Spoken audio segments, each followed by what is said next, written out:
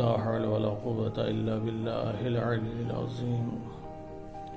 أعوذ بالله من الشيطان اللعين الرجيم. بسم الله الرحمن الرحيم. الحمد لأهله والصلاة على أهلها. أما بعد. ماہ رمضان کے تیسرے اور آخری عشرے میں ہم داخل ہو چکے ہیں. زندگی کو منزل کمال پر پہنچانے کے لیے اور ایک اچھا انسان بننے کے لیے بہت مختصر سے دن رہ گئے ہیں. اگر انسان اپنے آپ کو منزل کمال پر پہنچانا چاہے اور ایک اچھا انسان اگر بننا چاہے تو ایک عشرہ تو بہت بڑی بات ہے. ایک دن، ایک رات اور ایک لمحہ اس کے لیے کافی ہے.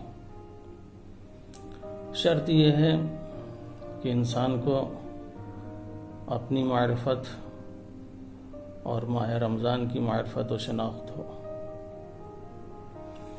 معرفت اور شناخت یہ ایک ایسی بنیادی چیز ہے کہ خداوند عالم نے سب سے پہلے اسی چیز کو مد نظر رکھتے ہوئے اس نے ایک مخلوق کو پیدا کیا.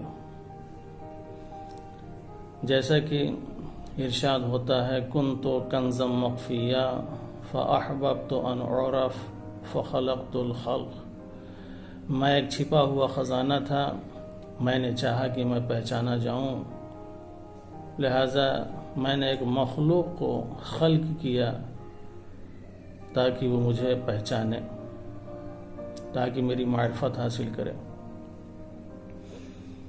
اس لیے اپنی معرفت کے لیے اس نے ایک مخلوق کو خلق کیا اور سب سے پہلے اپنی معرفت کے لیے حکم دیا، اس لیے کہ اس کی معرفت کے اوپر ہر چیز کی معرفت منحصر ہے.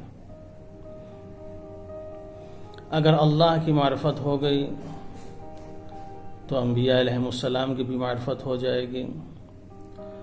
اگر خداوند عالم کی معرفت حاصل کر لی تو امام علیہم السلام کے بھی انسان معرفت حاصل کر لے گا. اگر خدا کی معرفت ہو گئی تو اس کے دین اور اس کے اسلام اور قرآن کی بھی معرفت حاصل ہو جائے گی. وجہ یہی ہے کہ آج ہمیں جو انبیاء کی معرفت، ائمہ کی معرفت، دین اور اسلام کی معرفت، قرآن اور اہل بیت کی معرفت نہیں ہے، اس لیے کہ ہمیں خدا کی جیسی معرفت ہونی چاہیے ویسی معرفت نہیں ہے. ہمارے پاس جو خدا کی معرفت ہے وہ معرفت تقلیدی ہے. باپ دادا نے بتا دیا کہ اللہ ایک ہے، ہم نے اس کو ایک مان لیا.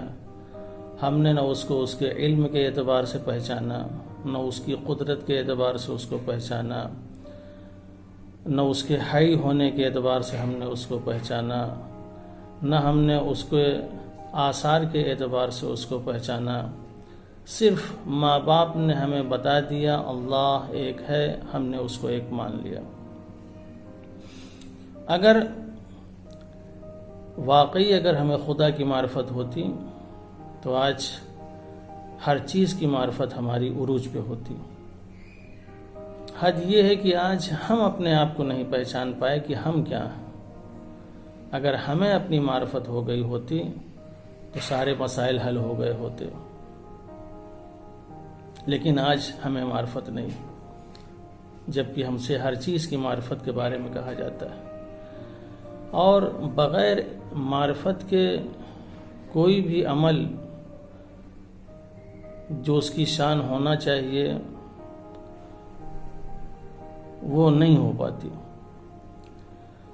عمل کے بغیر انسان کوئی بھی عبادت کر لے، نماز پڑھ لے، روزہ رکھ لے، حج کر لے، زیارت کر لے، جو بھی کام وہ انجام دے لے، اس انسان کو اس عبادت کے ذریعے، اس تلاوت کے ذریعے، اس حج و زیارت کے ذریعے جہاں پہنچنا چاہیے وہ انسان وہاں تک نہیں پہنچ پاتا. اس لیے کہ اس نے جو بھی عبادت کی یا تلاوت کی، حج و زیارت کی، یہ صرف اور صرف رسوماتی انداز سے اس نے کیا ہے، معرفت کے اعتبار سے نہیں کیا۔ لہٰذا انسان اس کام کو کرنے کے بعد بھی اس عمل سے اسے کوئی فائدہ نہیں ہوتا، اس کے ہاتھ جو ایک چیز آتی ہے وہ صرف اور صرف محرومیت۔ آپ اگر معرفت کے بغیر کوئی عبادت کرتے ہیں، آپ اگر معرفت کے بغیر قرآن مجید کی تلاوت کرتے ہیں، معرفت کے بغیر اگر حج و زیارت کرتے ہیں، تو جو ان کا فائدہ اور ان کا اثر ہے وہ انسان کی زندگی میں نہیں ظاہر ہوگا۔ انسان صرف اور صرف محرومیت کو حاصل کر پائے گا، اس کے علاوہ کچھ اور حاصل نہیں کر سکتا۔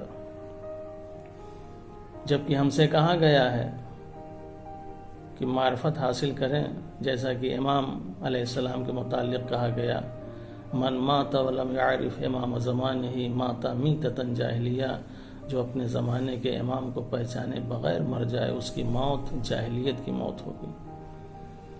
ہم اپنے امام کو کس حد تک جانتے ہیں؟ کس حد تک ہمیں معرفت ہے؟ جیسی معرفت ہونی چاہیے اس اعتبار سے معرفت نہیں۔ یہی وجہ ہے کہ آج زندگی بھر ہم نماز پڑھتے رہتے ہیں، مگر نماز کا جو اثر ہونا چاہیے وہ ہمارے اندر نہیں ہو پاتا۔ ایک مہینہ ہم روزہ رکھتے ہیں، قرآن مجید کی تلاوت کرتے ہیں، مستحبات ماہ رمضان بھی انجام دیتے ہیں، لیکن ماہ رمضان کے بعد پہلی شوال کو ہمیں جہاں پہنچنا چاہیے ہم وہاں نہیں پہنچ پاتے، بلکہ وہیں کھڑے ہوتے ہیں جہاں ہم پہلی رمضان کو تھے۔ تو یہ کیوں ہے؟ وہ صرف اس لیے کہ ہمارے پاس کسی چیز کی معرفت نہیں ہے۔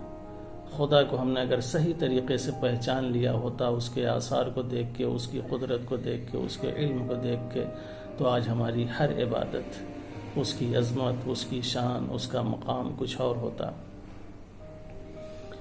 خداوند عالم کی معرفت ہمیں اس کے آثار کو دیکھ کے ہونی چاہیے۔ زمین، آسمان، چاند، سورج، ستارے، کس طریقے سے اس نے خلق کیا، کس طریقے سے پیدا کیا، یہی تمام چیزیں ہمارے اعمال میں اور یہی تمام چیزیں ہماری تلاوت میں اضافے کا سبب بنتی اگر معرفت کے ساتھ ہوتی تو۔ خداوند عالم کو ہم پہچانیں، سب سے پہلے اس کی ہمیں معرفت حاصل ہونی چاہیے، تاکہ جتنی بھی عبادتیں کریں ہماری عبادتیں اس مقام اور منزل پہ ہوں جو خداوند عالم دیکھنا چاہتا ہے۔ ہمارے اندر اتنی صلاحیت نہیں ہے کہ ہم خدا کو خدا کی حیثیت سے پہچانیں، مگر آثار کے ذریعے سے تو کسی منزل اور مقام تک پہنچ سکتے ہیں۔ وہ ائمہ علیہم السلام تھے جنہوں نے خدا کو خدا کی ذات کے ذریعے پہچانا، اور امام حسین علیہ السلام نے کہا تھا، پروردگارا اگر تو ہمیں معرفت عطا کرنا چاہ رہا ہے تو اپنی ذات کے ذریعے ہمیں اپنی معرفت عطا کر، ہمیں آثار اور اس دنیا کے حوالے نہ کر کہ میں زمین کو دیکھ کے تیری معرفت حاصل کروں، آسمان کو دیکھ کے تیری معرفت حاصل کروں، میں چاند سورج ستاروں کو دیکھ کے تیری معرفت حاصل کروں، تو مجھے معرفت اپنی ذات سے عطا کر۔ یہی وجہ ہے کہ معصومین کی معرفت بہت بلند ہے، ہم اس حد تک نہیں پہنچ سکتے، لیکن آثار کو دیکھ کے، اس کی قدرت کو دیکھ کے تو اس کی معرفت حاصل کر سکتے ہیں۔